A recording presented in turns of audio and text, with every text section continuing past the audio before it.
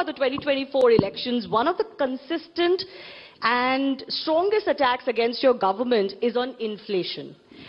Even now, the biggest issue being debated by opposition and being asked for on the streets of India is, prices of commodities, but petrol and diesel prices play a very big role in that. Currently, a litre of petrol continues to be around roughly 100 rupees across India.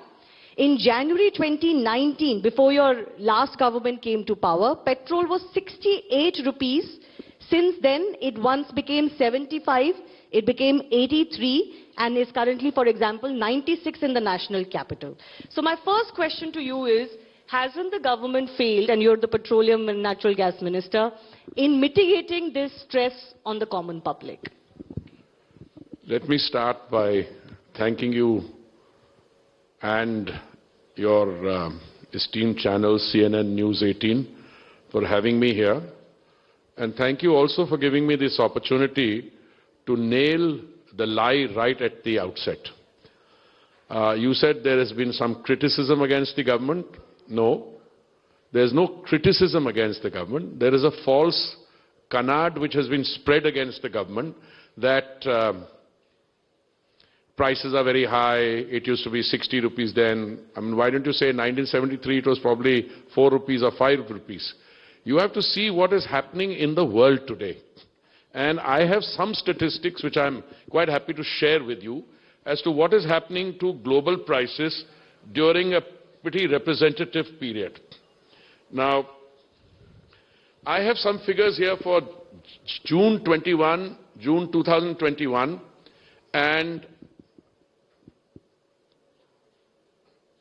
June 2023. Yes. In terms of global increases, okay? And some of the figures that stare you in the face is that even in a highly developed industrial economy like the United States, which is a $24 trillion economy or $25 trillion, the price of petrol has gone up between June 21 and June 23. It has gone up from 59.58 to 77.55, which is an increase of 30%. We have these numbers on our screen. No, it's gone up by, since I don't know what numbers you have there, I presume that they are the correct numbers. They are the correct numbers. Correct me if I'm wrong. Yes. In Canada, UK, in Nepal, in Sri Lanka, in Bangladesh, petrol and diesel prices, if you compare that, let me take South Asia. There are some particularly difficult cases. Sri Lanka, petrol price went up during that period by 79.61% and 130.65%, diesel respectively. Pakistan by 50.83% and 40.81%, petrol and diesel. In Nepal by 42.39% and 46.35%. Now, my submission to you is that you compare products and prices which are broadly similar. I mean, if you're a trade negotiator, there's a term, produce similar. You can't compare an elephant with a horse. They are different.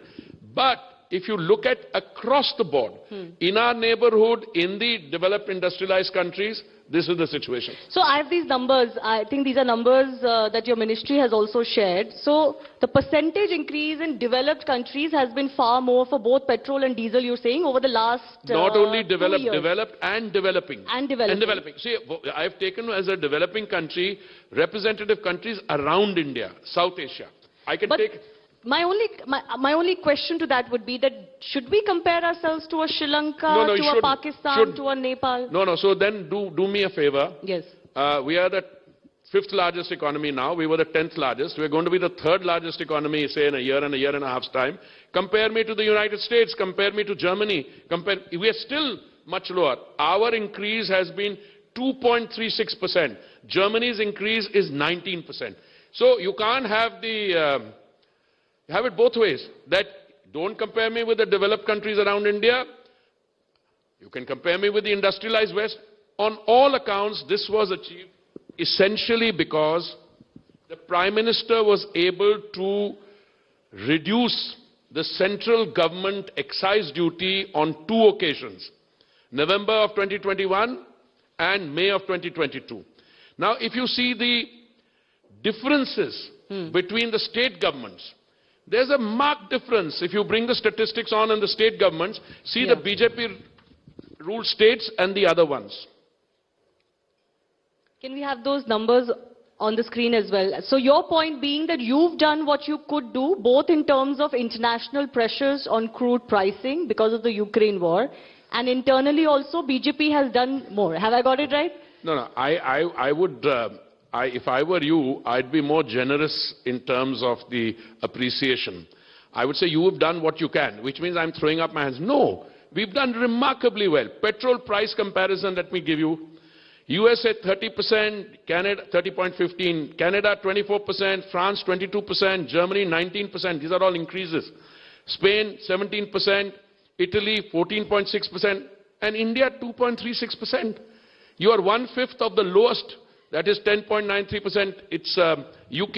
You're 1/7 of the Italians, and you're 1/15 of the US. These are increases. Now, why do I say that this is something that ought to be acknowledged in the first instance?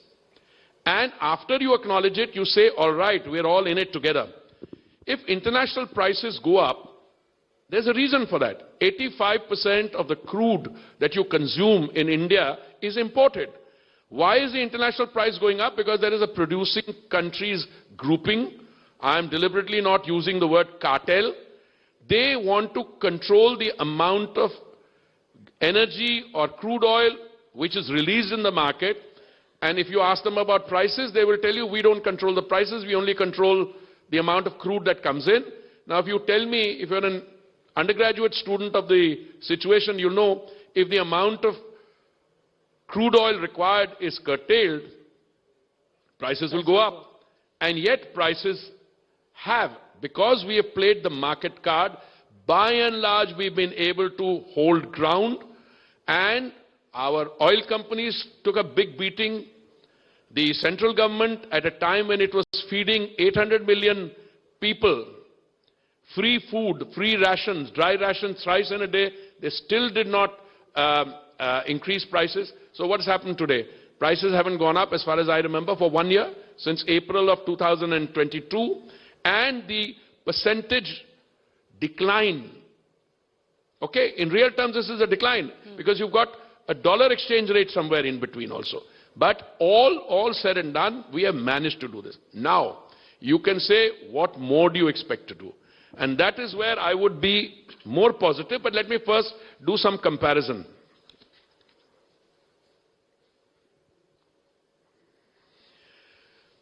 Let's look at petrol price comparison between BJP-ruled and non-BJP ruled states. I think anyone who has looked at this should stop talking about, this is what my headline drafting friends here call Parda Fash. Is that correct? Okay. In Gandhinagar, the price, and in Jaipur, the price difference is 11 rupees 85 per litre. When you go and fill your tank, you don't fill 1 litre. How much you fill? What is the tank size of a, say, medium-sized car? 30 litres? 30 litres or so? More. So 30 litres into 11.85. So if you were filling up a car in, say, Gandhinagar, and the difference in Jaipur, the difference would be something like 450 rupees per fill. If you look at the difference between Guwahati and Kolkata, rupees 8 difference. If there's a difference between Lucknow and Bangalore, 5 rupees 37 paise. And between Goa and Raipur, 4 rupees 77 paise. In each case. So, my submission to you, madam, even at the risk of saying something which is self-serving, and I'm very proud of being able to do that, this is not criticism. This is a canard which is sought to be spread, and I think people who throw statistics at us ought to be ashamed of themselves. So you're